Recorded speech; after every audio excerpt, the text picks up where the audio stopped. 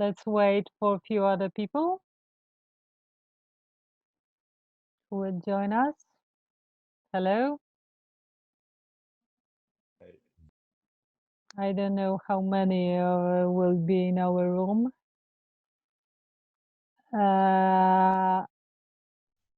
So I will be facilitating this room.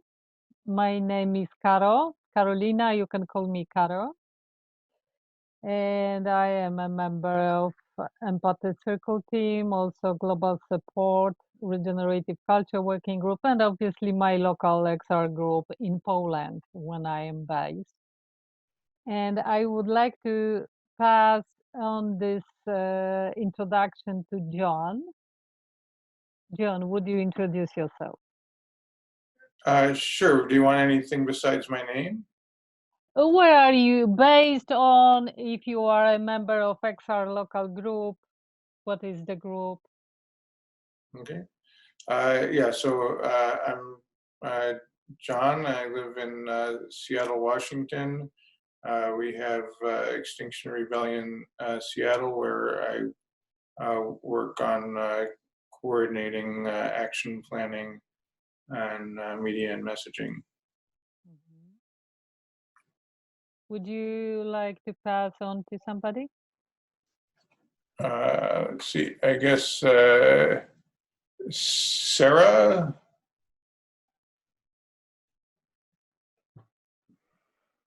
Hi, it's Sarah Louise. Sorry, I missed the very beginning of that because son came in. Exactly what do I need to say in the check-in part? Sorry. Yeah. Would you introduce yourself and where are you based? Any XR group you are a member of? Okay, so I'm based in Oxford in UK. I've participated in events and things with XR Oxford since April last year.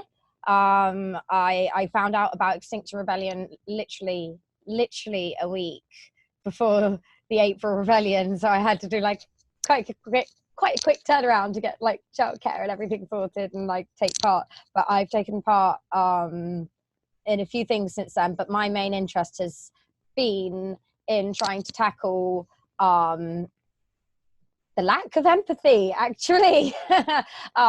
like classism and ableism keep coming up in conversations and in interactions. Obviously the most like prominent one in the UK I can think of is Canning Town. But yeah, so I've struggled with that, and at the moment I don't know if I do consider myself a member of XR Oxford or not, because every time I've tried to bring up classism or ableism, the actual comms team for XR Oxford are going, oh, this is making people uncomfortable, you're not allowed to talk about it. So I'm part of the reason why I'm here today is to listen in and see what other people are like, because it's been quite traumatic to experience that for myself. So I'm sorry to interrupting you. I would like to just introduce yourself and pass on to another person. Then we will start practicing Empathy Circle, okay? Sure. So that wasn't particularly more than introducing myself. I just waffle, sorry. So yeah, so as it stands, I don't know where I consider myself with XR, but I am still trying to work on better aiding integration and inclusivity, whether it's from inside or outside. So that's kind of who I am and what I'm trying to do. Okay. Would you pass on? Xavier, I can't listen right now. Squidge, I didn't hear it. Xavier, please wait. Can you wait 2 seconds? 2 seconds. Sorry, pass it on. Can I pass it on to can I hand it on to Ryan? Thank you. Hi, I am Ryan. I'm based out of Calgary, Canada. Grew up in Nova Scotia on the east coast by the ocean. Now I'm in the mountains. Part of XR Calgary, and kind of like I think it was April said earlier, a lot of people just like read through the 10 principles as if they're terms and conditions and then try to like dive right in. And I'm starting to realize that like I need to take like a closer look at all of those and make sure that they all align with my views and stuff, and I fully understand them before I can get into, before I get like super more involved. Thank you. Phil, would you introduce yourself? Where are you based, and if you are a member of any XR group? Yeah, hi. My name's Phil. I'm based in Shropshire in the UK. I've been involved with XR since about November 19. Had a few roles in the UK organism and in sort of local groups and regional organising. And currently I'm involved with global support in a liaison role for the UK and Republic of Ireland. So it's more about connecting in the people in the UK with the wider organism internationally, and trying to forge links and collaborations and that type of stuff. Okay. Thank you, everyone. So you wanted to add something, Phil? No, thanks. That's great. Thank you. Okay, thank you. And I would like to remind that you can mute yourself when you don't speaking, and when you are participating in that moment you're speaking, you are unmute yourself. That's the good habit to keep in Zoom meeting. So because no one is familiar with the method, I will be first active listener to model the process. I would like to ask somebody to be first speaker so I can show how to actively listen and reflect back what somebody says. Who would like to be first speaker? Who would like to start? Our today question is, our today principle, I remind you, is we have a shared vision of change. Who would like to start? Ryan, I see you raising hand. Would you like to be first speaker? Sure. So Ryan will be first speaker, I will be first active listener, and the minutes of sharing is 4 minutes. Time of sharing is 4 minutes. So I want you to start speaking and pausing when you end thought so I can reflect back. Okay, I start time. So like I said earlier, I'm from XR Calgary. Right now, I feel like we're obviously super disconnected from each other because of the pandemic. Our meetings are all on Zoom, of course. And we're just starting to realize like we want to make sure that our whole organization has the same shared vision of change, which hasn't really been talked about a whole bunch in terms of what we think a shared vision of change looks like, especially with like the large demographics of our group, like ages and cultures. So what I'm hearing from you, we are all now isolated and only contact online, and you have this strong feeling that that we don't share much about what we think about principles and values, and you feel it's important to talk about it, to see how we see it. Is that what you mean? Yeah, and similar to like Sarah Louise was saying earlier, there are like, if we're supposed to like decentralize and be autonomous, I don't really feel like it's a certain team's responsibility to say like you can't talk about this. It's making people uncomfortable. So it's kind of weird that yeah, like I just feel like we need to like take a minute. This is a good time to take a minute and stop and breathe and make sure we're all on the same page and like we all do have a similar vision and we're all in this for the same reason. So you think that you're thinking about the fact that there is no central body, anybody who can say, create a single vision. And we were all involved in action. And now there is the moment of kind of pausing. And this is good moment for talking to each other and checking if we are actually on the same page, if we think the same way, if we are on the same track. That's Yeah, and like we do have some like half of the group like just wants to go and be arrested for whatever. Some people just like want to go do nice things. So we're trying to, yeah. I feel heard though. Thank you. Fully heard. Thanks. okay. Thank you. So you said that we are different. We have different visions what to do. Some people want to get arrested. Some people, as you said, want to do nice things. So we are different, but do we have a common shared vision? Right. So yeah, so like we have this same goal, I think, but I'm not sure that we all have a shared vision of what our idea of change is going to be.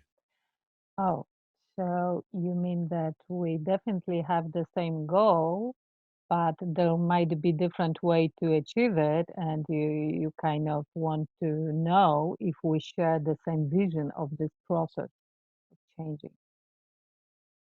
Definitely, yeah. I think I feel fully heard. Thank you. Thank you. Thank you.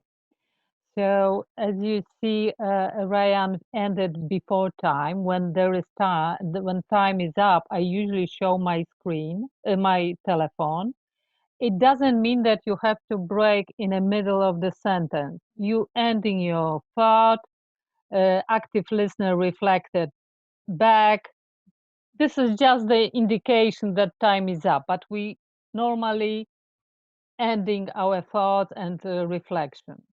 Okay, so now it's my turn. I was active listener, now I become speaker, and I'm choosing new active listener. John, would you listen to me? Certainly. Thank you, Karolina. Okay. I started timer. When I'm thinking about vision of change, I'm thinking about regenerative cultures. That's what is the most important thing for me. I think that we have to change the cultural paradigm we live in. That's the most important thing for me. I pause there. So for Karolina, the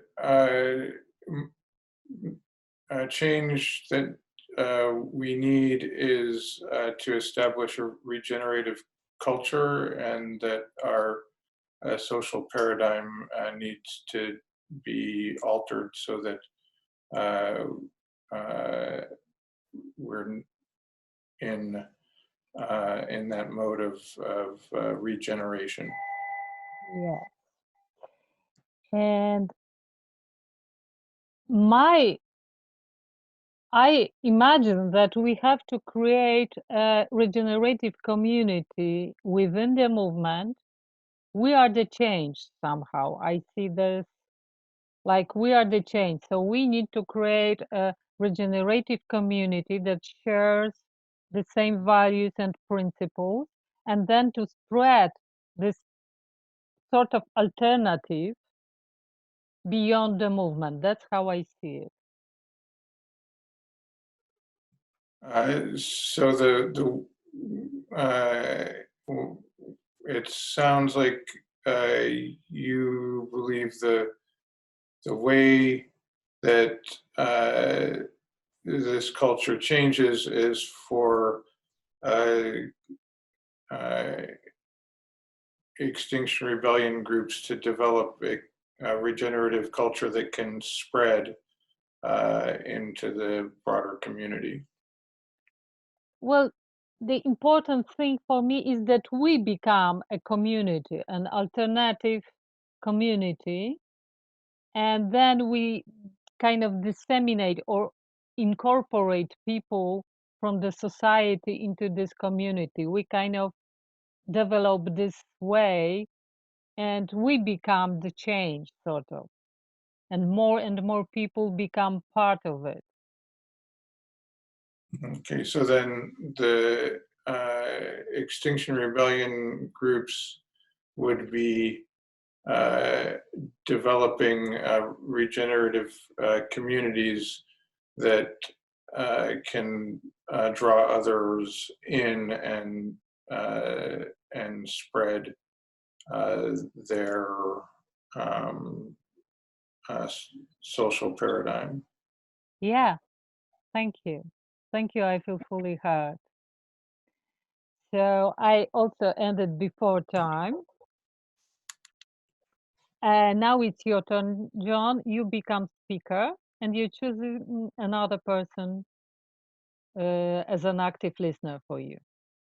Okay, so Sarah, would you be able to listen?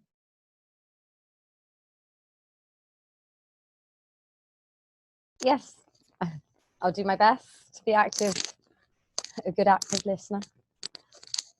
Yeah, yeah. So yeah, I mean, I feel similar to Karolina.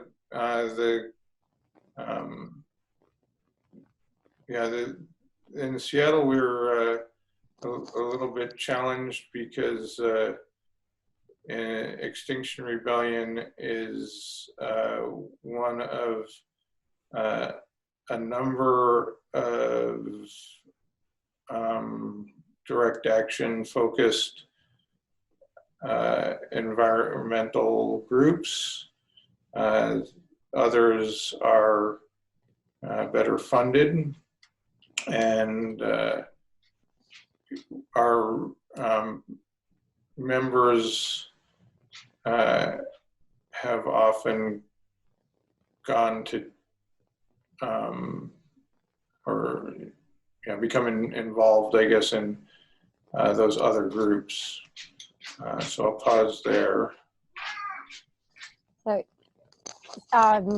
you said you share the same or similar feelings to Karolina, in that in Seattle, where you are, Extinction Rebellion is one of a number of direct action environmental type organizations, and as a consequence it means that kind of it's almost like you're competing with people for a similar cause, and yeah, did you say that did you say it feels like it kind of puts pressure on the numbers? Or I didn't catch the last bit. Sorry, like as I went through all the rest, the last bit's gone pop. Sorry. Yeah, so our yeah, I mean the folks who work in our group are often drawn into other groups and sometimes peel off entirely. And yeah, so we're yeah, a lot of our time goes into managing alliances as opposed to developing our own agenda. I see. So you're in a situation where people, because there are people peeling off, your energies are going in. I can't think. I want to paraphrase, so I'm not repeating you exactly. I can't think of the words, but negotiation. It's almost like negotiations and forming alliances, and that's where your energy is going instead of into casting a wider net for XR, or what it means to be a member of XR, maybe. You can correct or add something, John. Feel free to correct if you are cooperating. You two are cooperating with understanding you. Yeah. Yeah. So it's yeah. So our yeah, our work is tending to be you know, drawn into or yeah, I guess we end up spending time. Try to slow With- down and wrap up what you want to say. Okay. Yeah. Well, I mean, I think just that yeah, our group is a little bit challenged by how much other activity is going on in our city. You're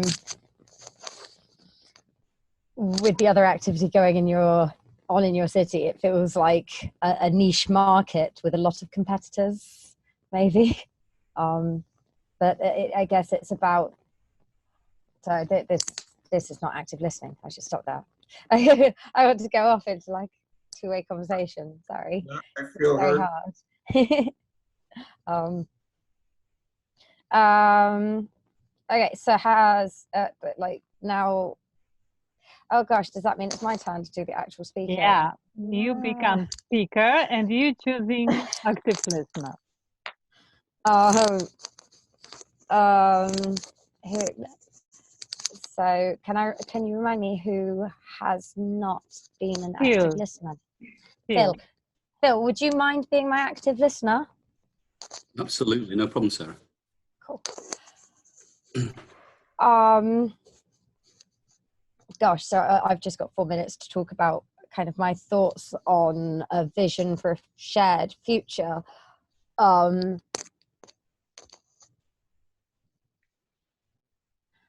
keep getting really worked up and anxious because it really stresses me out to see all the people who, and I don't, this might come across as I'll just try and say it as I feel it, regardless of kind of how valid it is. But sometimes it feels scary that all these people are signing up to these principles and saying, yes, we agree with this.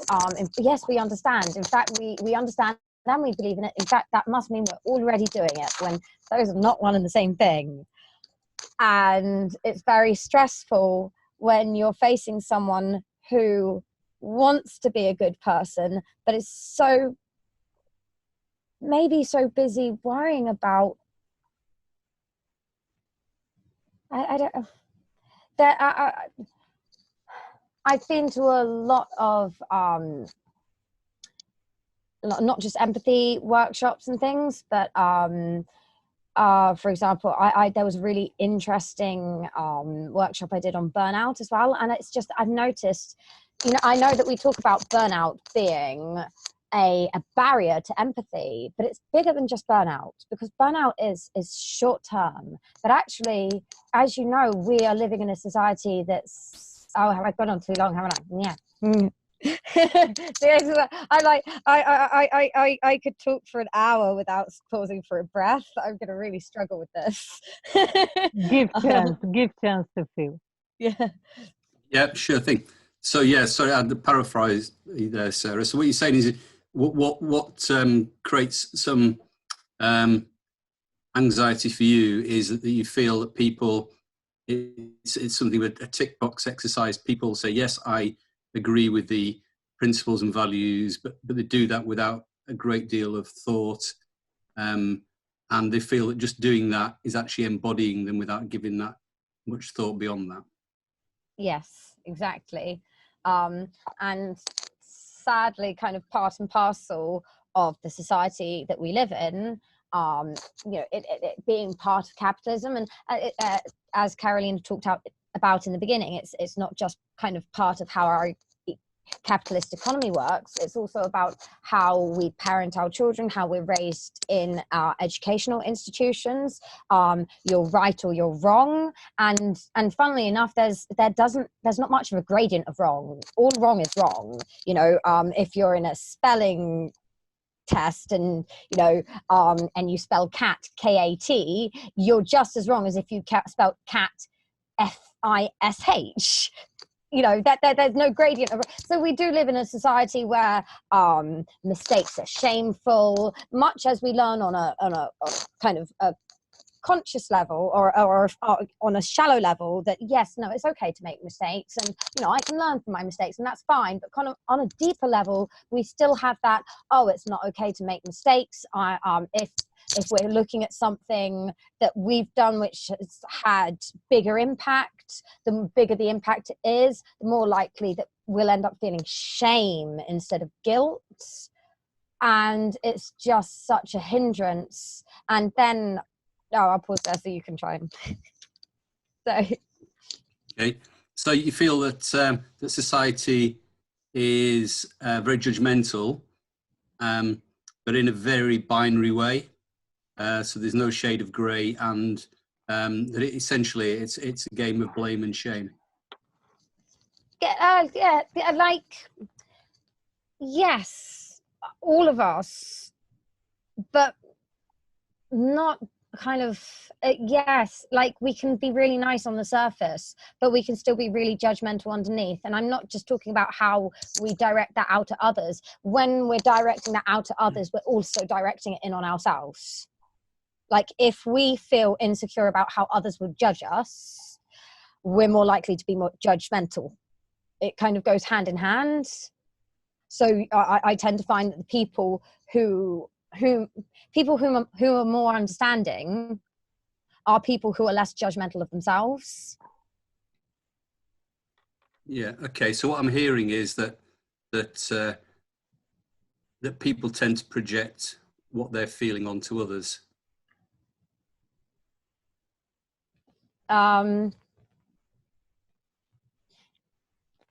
Yeah, I that's definitely more how it tends to play out if you're in the kind of insecure side of it. But if you're actually in a secure emotional place, then you won't be projecting your feelings onto others. So it's about when you're insecure, you can project those insecurities onto your interactions with others. But when you're not in an insecure place, you're able to hear constructive criticism, or comfortable to say no, or comfortable about boundaries and such.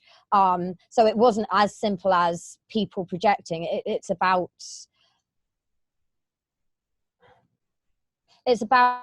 how comfortable people are with their own mistakes. And I think it's because we live in such an ableist society that even though we do try to tackle ableism, or you know, classism and ableism on a shallow level, it still isn't necessarily being tackled in our deeply ingrained kind of world perspectives and how we judge ourselves and others. And please, this time is up, so please feel reflect that, and we have to change. Yeah. Okay. So to try and summarize, I think what you're saying is that our treatment of some of the issues we face in society is a bit of a sticking plaster method. It has quite a lot of breadth, but not a lot of depth, and it's just there to appear to address the issues, but not fundamentally doing that.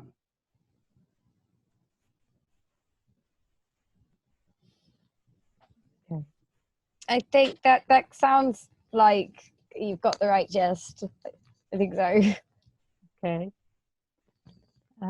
Thank you. And Phil, you become a speaker and you're choosing active listener, and Ryan didn't reflecting yet. Okay.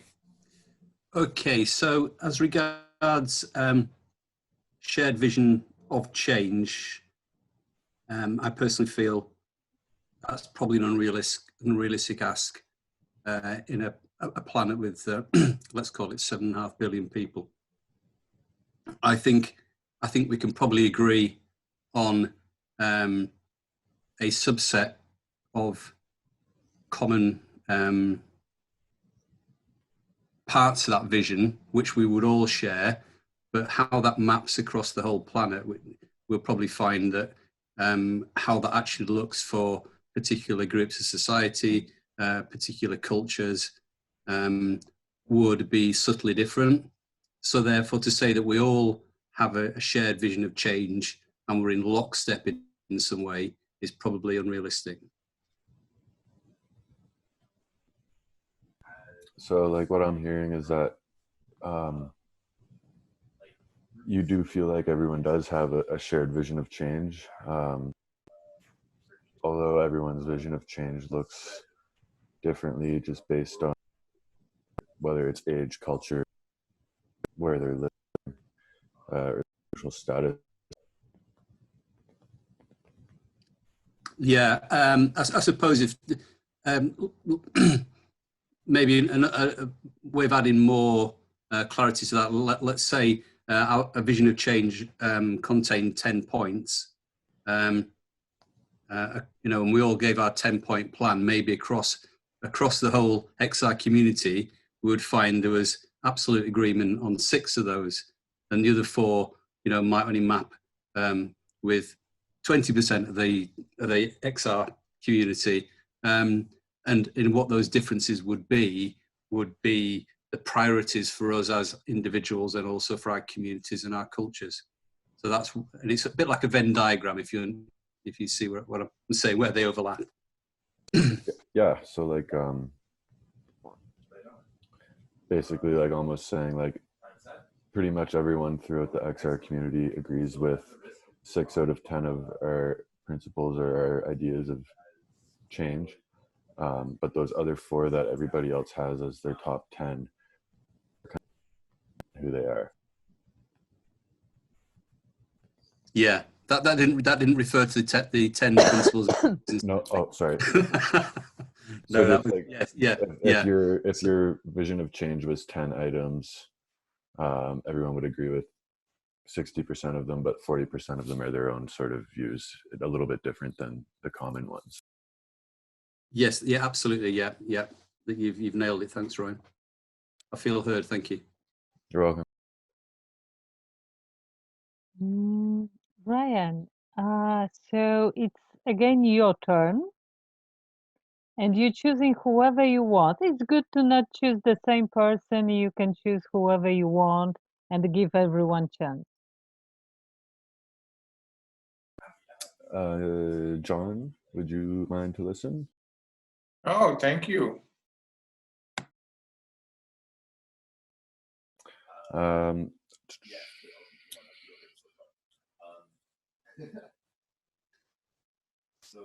So like, I guess what I'm thinking is sort of like a combination of what some other people have said so far. Is are you able to hear me all right? Cool. My friend is on this call in another room, so he's taking his turn too. Yeah. So like,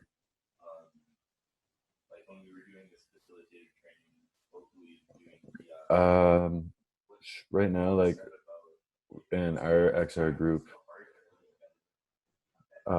we're like starting to like realize other people have really different goals. Like still, I guess, not different goals, just different opinions or like ideas of what our actions should be. And I think that has a lot to do with our sort of like our location being in Calgary. there's a negative connotation around XR because we're an oil city, kind of like the Canadian hub of oil. So like we don't want to, everyone's family is employed in the oil industry. So it's very hard to not blame and shame for us when we're organizing actions. So we have to find things that are super focused on like positive nature, art kind of things. Give chance to do. So it sounds like you're challenged to find actions that your group can agree on, because there's so many familial or friend connections to the oil industry that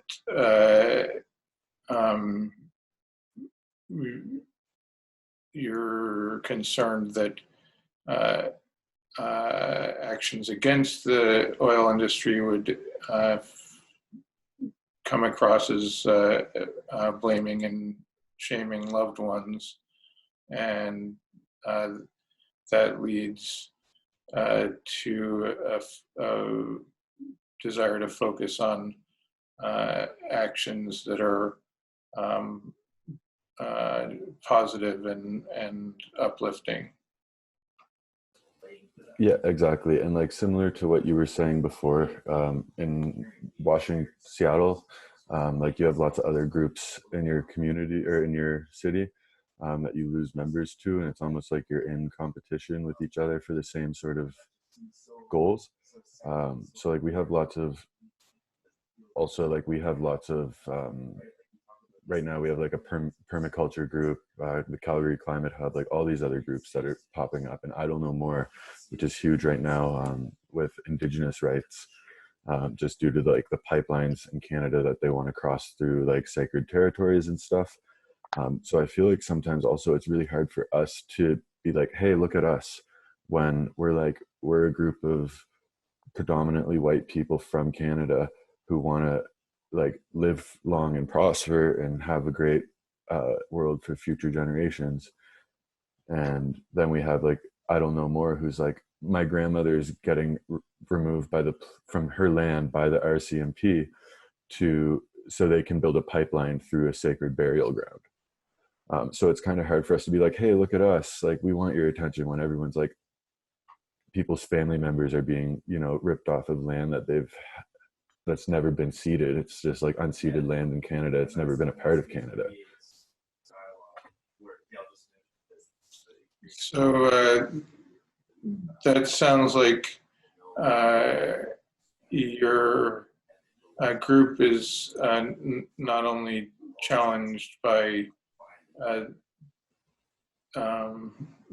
alternative organizations that may be doing something similar, but also that there's an active oppression of the Indigenous people, in order to facilitate the development of oil production, and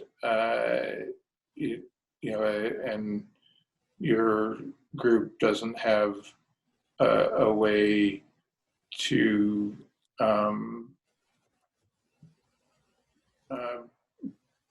participate in that as your own group. It ends up being some other group that gets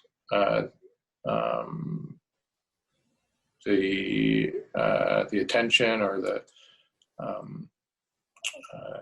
energy for, I guess in this case would be I don't know more. Yeah, so like I don't know more, they fully they take control of those. Like we don't want to say like plan an action and then I don't know more has an action the same day about the same thing. Like we don't want to take attention away from them. But yeah, I think I feel fully heard.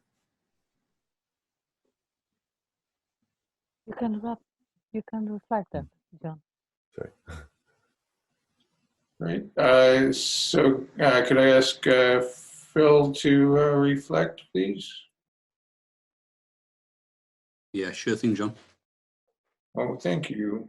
And so, yeah,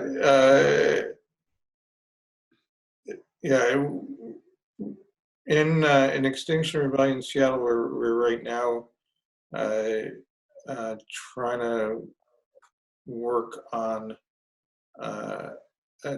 an initiative that's centered around the combination of grief for what is passing and vision for a sustainable future. So I'll pause there. So your group is focusing at the moment on a grief for what's passing and a vision of a positive future. Yeah, and so yeah, we want to create, some actions or events, online for now that can draw people into thinking about, what we were doing before the pandemic as something in the past, and we can grieve that and start to work on what our future should be. So you want to create some online actions that focus on the past in the context of grief for what has already gone, and look towards future actions as a sort of positive future. Yeah, that's right. Yeah, I feel fully heard. Phil, your turn. Okay, could I choose Sarah, please?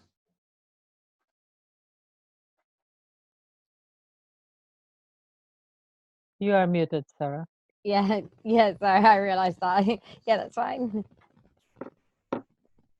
Thanks, Sarah. And you may recognize some of what I'm about to say, Sarah, but one of the challenges in the UK from a local group perspective is actually the number of groups and formulating systems whereby those groups are able to collaborate effectively and also communicate with the decision making at within other circles that affects them in a way that makes them feel heard.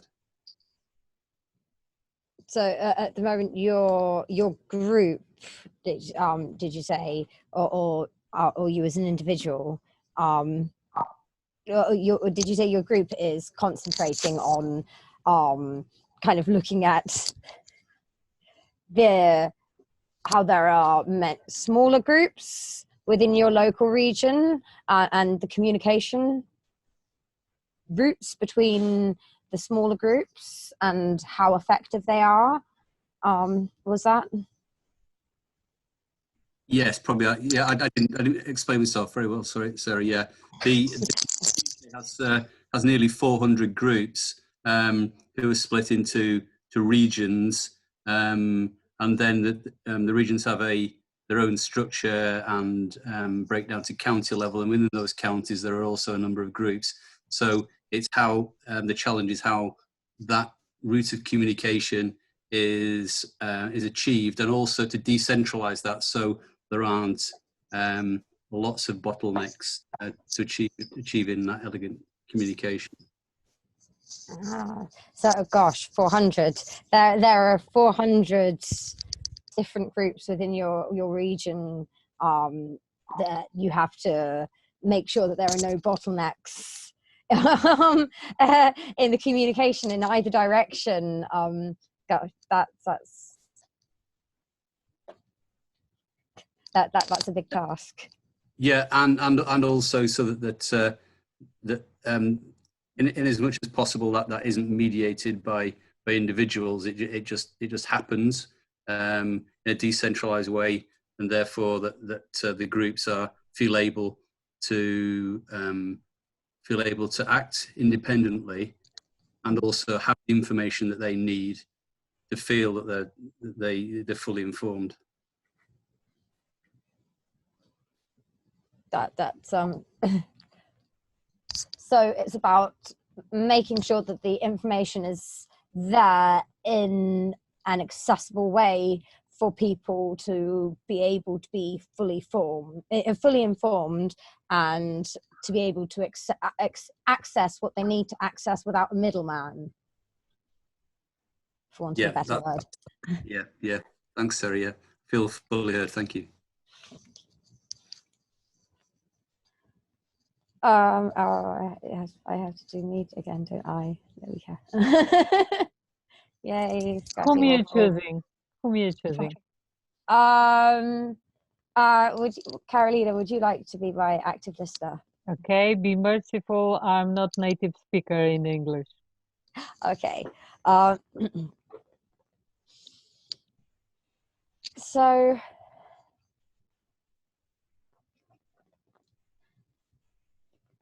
let me think. I guess there's been some interesting things to hear. One of the issues that I've tried to tackle, there seems to be, sorry, cat has just left.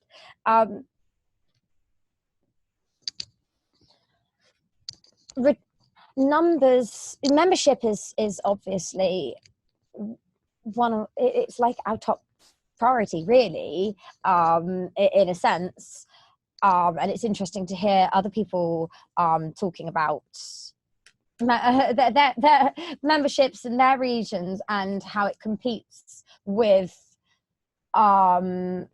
charitable or activist type organizations that are similar or that you overlap with, because actually, interestingly, in Oxford we've joined forces with overlapping groups. So there's I can't think of all the names of the different, but there are a few different charities, and it's been really great to collaborate. So I think that side of things has been quite effective in our region. What has been more of, I'll stop there. If you okay, thank you. So you are focusing on the membership in a movement and other organization, and you're noticing that there is a kind of overlapping membership. So people are members of few organizations and kind of join forces in different actions. Yes. Okay. So even if people aren't members of both organizations, we might liaise with other organizations to hold joint events, such as what do they call it? A climate hustings. I think that was it, hustings before the elections. So different organizations had actually kind of co-opted to make that happen. So it's really fantastic to see. But on the other hand, our inclusivity issues in XR Oxford, maybe not unsurprisingly, considering XR Oxford is based in Oxford, a university city, where there is more there's probably a greater disparity between the working, the lowest and the, I don't know how to say it. Are you listening, Ugg?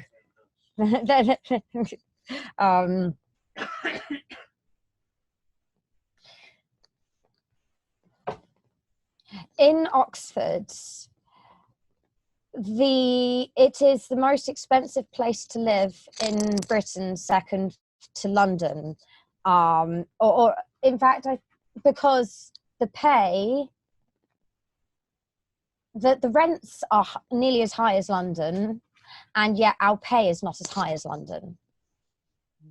So it's actually more expensive to live in Oxford than it is to live in London. Because although if you live in London, your rent is higher, your wage is higher.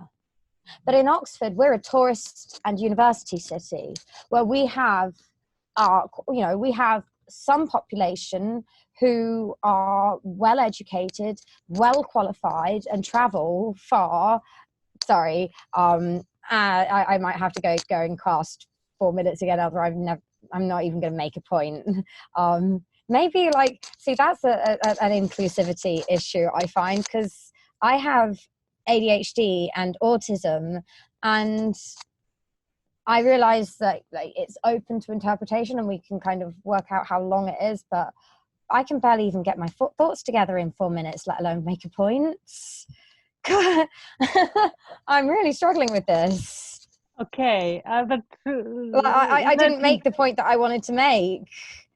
Okay. I feel quite upset. I'm smiling, but I'm offended and upset and angry, actually. I think I'm struggling with this. Yeah, I think you will have another round, but I know, but I don't think you understand that by the time we get to another round, all of this is gone. It will take me the first 3 minutes to remember what I was saying, and then I will start to say it, and then my time will be up again, and we will be back here again. And that happened last time, and that's happening this time, and I'm finding it stressful because this way of communicating is not working for my autism and my ADHD. It's really not. I'm finding this very upsetting. Okay, so I hear that you have strong difficulty to finding yourself in this format because you need more time to express yourself. And yeah, I was just getting to my point, and I saw you hold the 4 minute thing up, and my point went out of my head, and then you were like, make your point, and I was like, but then as soon as you said that, I started to scrabble my point back, and then the pressure just made me go, shit, I can't do it. My brain draws a blank, and everything that I had in my head is gone. Okay, so you feel upset because of that, and you can't develop your thought, and it's kind of, when you are ready to say, you actually have to end, and it's kind of distracting you completely. I'm sorry now, but I have to take my turn to give chance to others also speak. I understand that you have problem with that. Okay. Okay, so now it's my turn. I will choose Ryan. Ryan, would you listen to me? Okay. So, yeah, this actually is very difficult. I will speak for a while about this empathy circle. I understand that the problem Sarah has, usually we feel kind of comfortable with this method in third, even fourth round. Usually first 2 rounds are very difficult to find yourself in a format and finding yourself in this time limit. And I understand that it is a problem with your neurological format, so to speak. I'm sorry for lack of language, but it's also a problem for people who don't have your kind of difficulties. Okay, I'll stop to let Ryan reflect that. So I guess what I'm hearing is that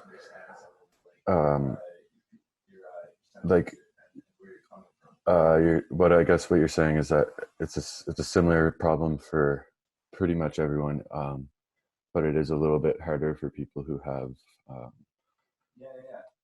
I have ADHD myself, so it's really hard for me to follow along, and I totally get where Sarah's coming from. But it is much more difficult to follow for some people, but it is something that will come to you in practice.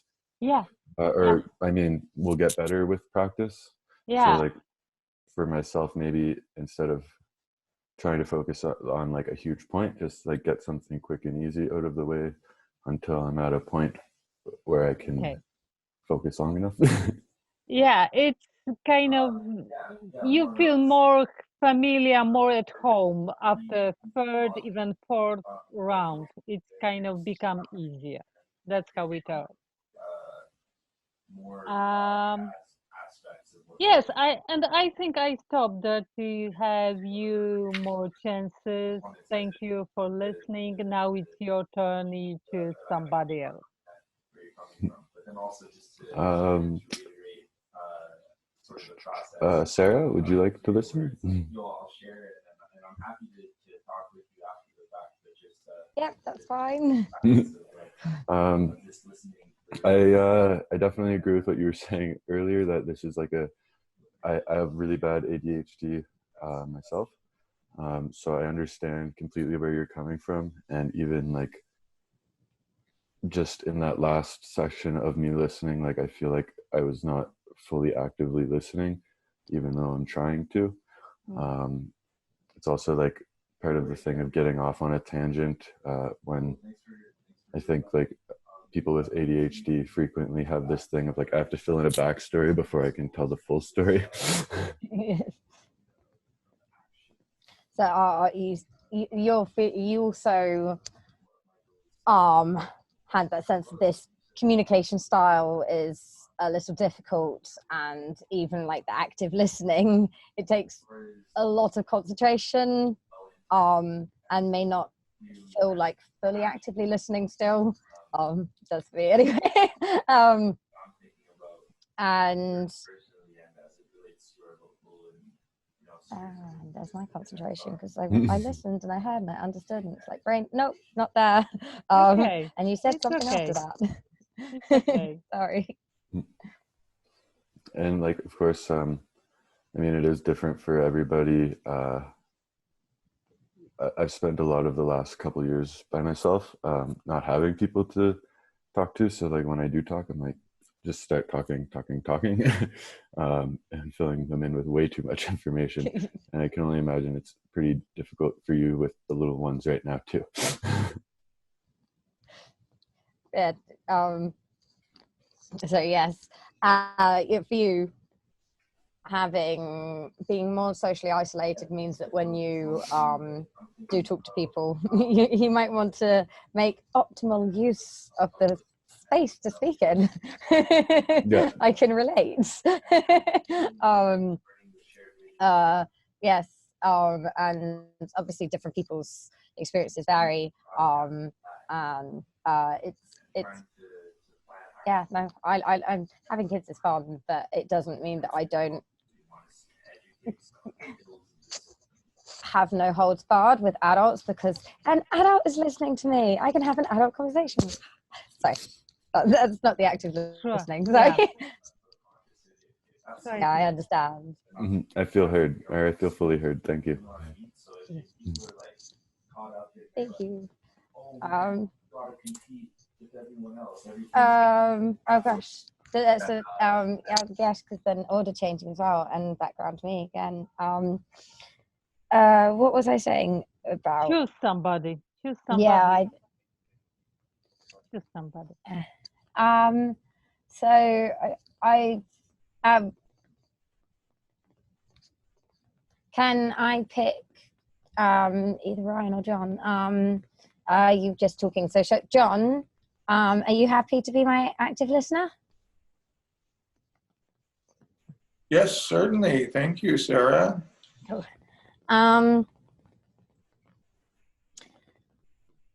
So we seem to be working reasonably well with kind of cooperating with like-minded people. I think our difficulty locally is in bridging where there are differences in perspectives, and where there isn't like-mindedness, or not quite the same like-mindedness. So, like I was saying, where it's a university town, there's two very, very distinct, separate classes of society around here, really, and they are very separate and very distinct, and they don't really intermix. And the people in each class doesn't kind of, especially the middle class, I don't think realize that about the working class, and it's really difficult because I kind of bridged the gap between the two a bit through my own personal experiences, and it's very distressing for me to see people's ableism and classism leading them to make such offensive comments and assumptions that people don't want to associate with us. But then when I try to raise that as an issue, for it to cause offense to the people who have that privilege, and then for the conversation to be shut down to maintain the comfort of the privileged, rather than actually talking about kind of,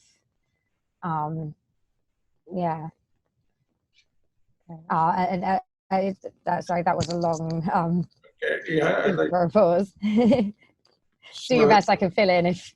Yeah, I mean, the core of it sounded like, you're in a situation where there's a dominant group that has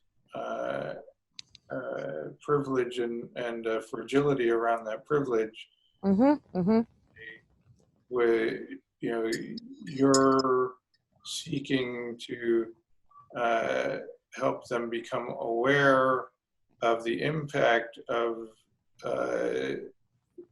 their unconscious privileged behavior, and then your experience is being shut down because you're triggering their fragility. You put it better than I could have put it myself. Thank you. And it's something that's recurred in a few different formats, because after the October Canning Town action, the Oxford coordinator had posted on his personal Facebook about it, but he also puts himself forward in media interviews on TV and in radio and such, and very much is kind of a little bit of a public face for XR Oxford. So when he's making public posts on Facebook that are blaming and shaming people, going, well, I'm doing this activism, I want an honest answer from you. Why aren't you? Tell me now, honestly, write on my post, why aren't you doing this? What excuse have you got? And he's a psychologist.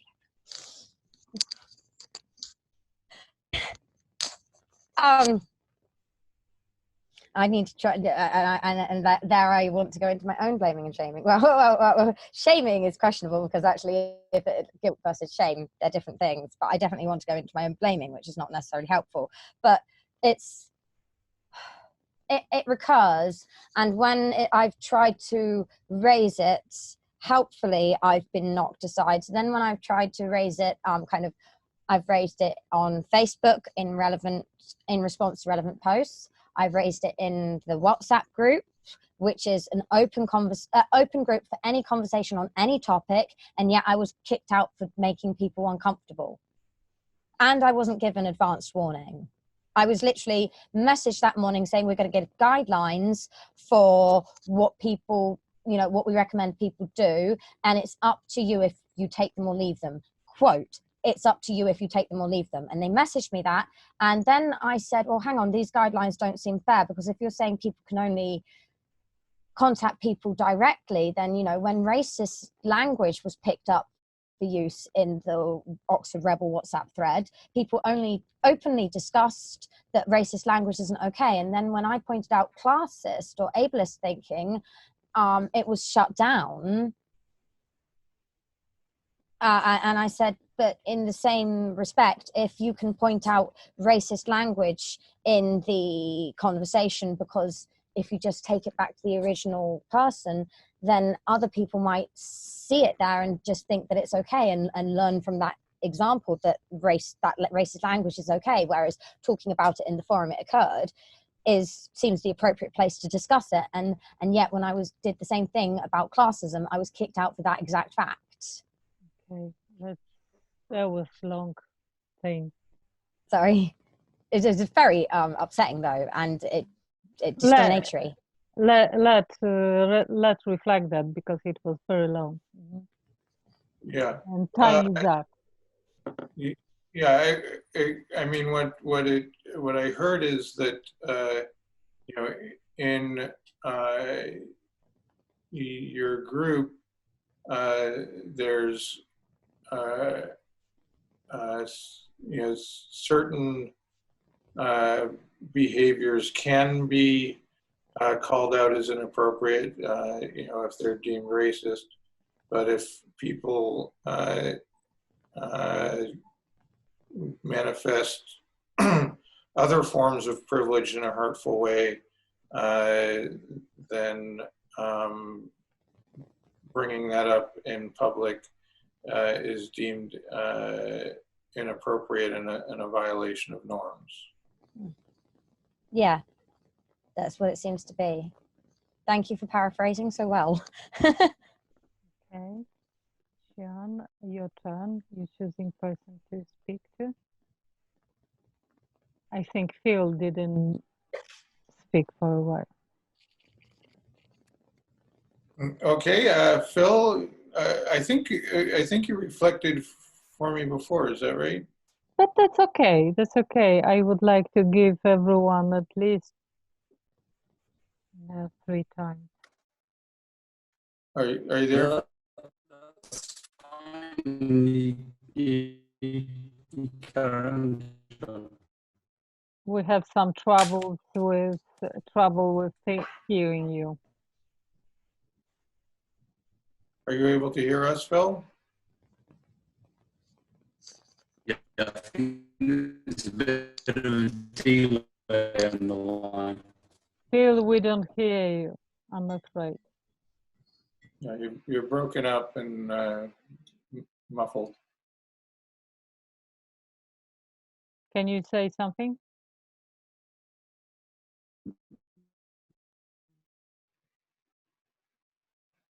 No, we don't hear you. Do you does anybody hear Phil? Okay, so maybe, I'm sorry, Phil, we can't hear you properly. I can hear you.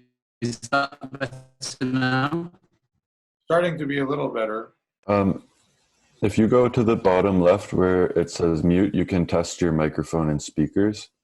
Well, I'm afraid it's connection, it's bandwidth. So let's wait. John, would you choose somebody else and then we come back to Phil in another round if we have chance? It's a tiny bit better, but still pretty bad. Oh. We lost him. Okay, choose somebody. Okay, Karolina, you. Okay, I will listen to you. Yeah. So yeah. So in this, you know, effort to bring actions about that are facilitating grieving for the loss of you know, what we thought would be, you know, I mean, if you're attached to you know, the society that that exists or existed before the pandemic, and envisioning this society that we could create. Yeah, I think we have some challenges in you know, communicating in a way that really acknowledges the loss and respects the fear that people have about this loss. if I understand you correctly, you're trying to envision the society, you're referring to this action of grieving you wanted to organize in your local group. And I'm not sure if I understand that. You were referring to the society from before pandemic. And what was the society? And I'm not sure what, can you unfold that more, because I have problem with reflecting that. Yeah, yeah. I mean, I think it's sort of an intrinsic problem. We're uh, uh, the fish in water, and so the society is all around us, and so it's hard to imagine life without this society, and that's I think the um, central part of the grieving and the challenge in uh, um, acting out and inviting people to grieve. So you're thinking about the fact that it is difficult to imagine life without society. We are surrounded by society. We live in a society. It's difficult to imagine living without that. And that's why the process of grieving is not that simple. Is that what you mean? Yeah, and so our challenge is to uh, try to uh, bring out images, ideas, words that help people to start a process of grief, to let go of attachment to the society that existed before the pandemic. Okay, so the thing is to try to help people imagine the society, the new society, and help to grieve what we left behind, kind of. Yeah, yeah. Help accept what happened and left it behind to start something new. Yeah, I feel hurt. Thank you. Okay, thank you. That was difficult for me. Okay, so I will choose Ryan. Ryan, would you listen to me? Yeah, of course. When in my first round, I said about creating alternative culture within the movement and spreading it beyond the movement. And the problem is that the society we live in is in us. And we come with this society with those patterns, habits, customs, different things that are part of this society. We come into the movement. So we have to change ourselves.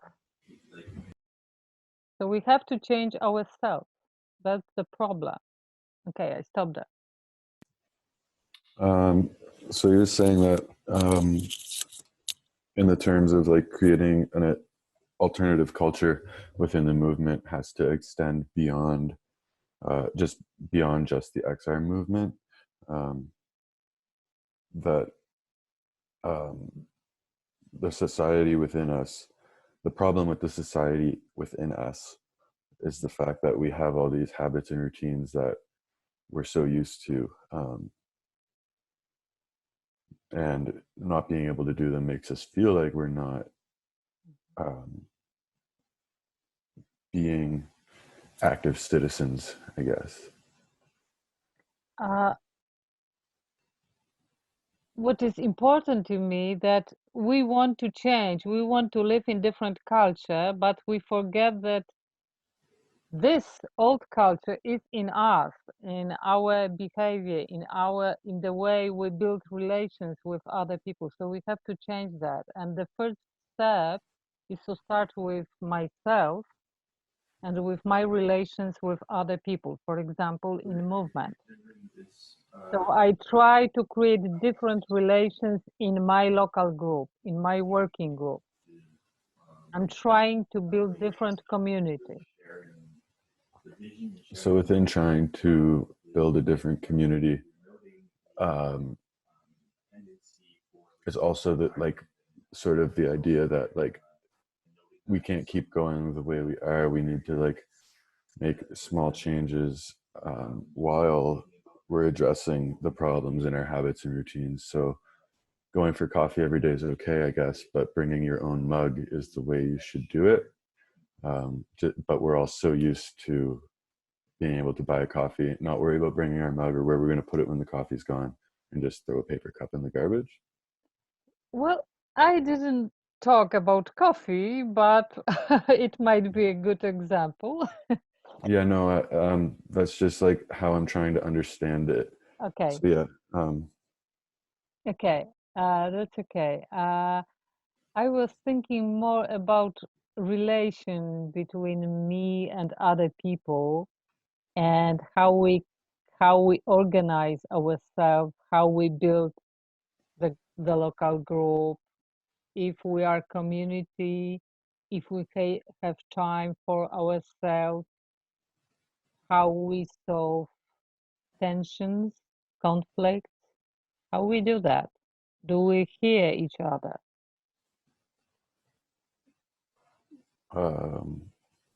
Sorry, could you repeat that? Okay, so for me, what's more important,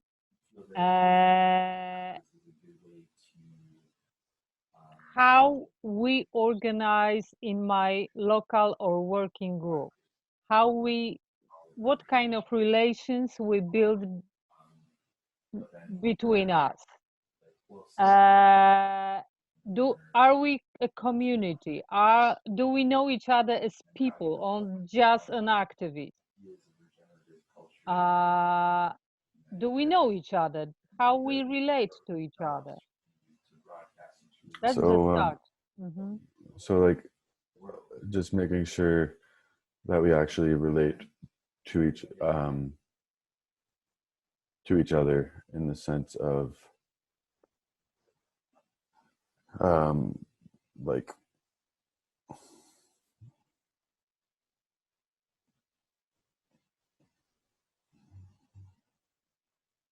It's okay. yeah, I'm sorry. It's okay. It's difficult.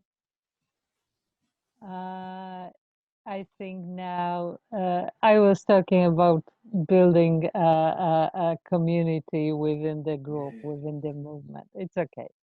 And now it's your turn. You can choose somebody to reflect. It's last turn because we have last 5 minutes. Okay, John, if you don't mind. Oh, yeah, thank you, Ryan. You're welcome. I guess something like we're having some sort of, I don't want to say issues, but my understanding is, like, as long as what you want to do in terms of an action or some sort of outreach function or whatever within XR is, as long as that aligns with the 10 principles of XR, you should be able to kind of do whatever you want without anyone's sort of approval. That's the idea behind the autonomy and the decentralization of the organization and the organism. And we're having an issue, I guess, not an issue, but like, we don't always agree that everyone is on, for instance, our social media coordinator made a post and it just basically said like, these are the guidelines for posting on our page. And then at the bottom, it's like, we reserve the right to hide or delete your comments if we don't agree. And the rest of us are kind of like, well, like, no, like that's the spot for them to say that. Like, that's where we get to engage with them and hopefully like change their views. So I'm just not sure. Yeah, we're just like, not sure how to deal with conflict within our organism. So, yeah, it sounds like in your group, there's challenges around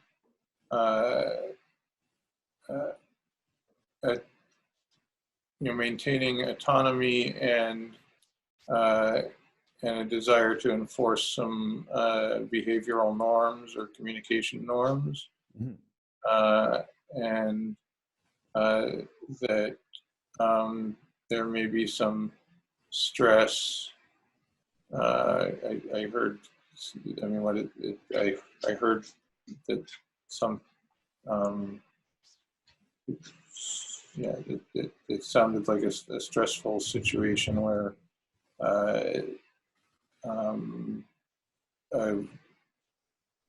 conflicting expectations aren't getting resolved. Right. Yeah, and in the sense that, oh, I think we're about to get kicked back to the main session. But yeah, I think you've got the gist of what I was getting to there. Thank you, and I feel heard.